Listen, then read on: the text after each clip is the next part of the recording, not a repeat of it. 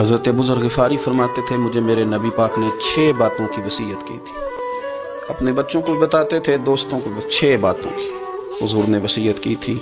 سب سے پہلے حضور نے فرمایا تھا ابو ذر مسکینوں سے محبت کرتے رہنا. دوسرا نبی پاک صلی اللہ علیہ وسلم نے فرمایا تھا جب بھی دیکھنا نیچے والوں کو دیکھنا، اوپر والوں کو نہ دیکھنا. مالداروں جاگیرداروں پہ توجہ نہ کرنا، ذہن خراب ہوگا. نیچے دیکھنا، غریبوں کی طرف توجہ رکھنا. تیسرے نمبر پر نبی پاک صلی اللہ علیہ وسلم نے فرمایا تھا ہر حال میں حق بات کہنا اگرچہ وہ کڑوی ہو. چوتھے نمبر پہ میرے محبوب نے فرمایا تھا اللہ کے معاملے میں کسی کی پرواہ نہ کرنا. کوئی کیا کہتا ہے کہتا رہے، تم رب کے رستے پہ چلتے رہنا، ملامت کی پرواہ نہ کرنا. اور پانچویں نمبر پر میرے نبی پاک نے مجھ سے کہا تھا اگر رشتہ دار تجھ سے تعلق توڑیں بھی نہ تو جوڑ کے رکھنا، صلہ رحمی نہ چھوڑنا. اور چھٹے نمبر پر حضور نے فرمایا تھا اللہ کے عرش کے خزانوں میں سے خزانہ ہے لا حول ولا قوت الا باللہ العلی العظیم. حضور نے فرمایا اسے پڑھتے رہنا، اسے کبھی نہ چھوڑنا.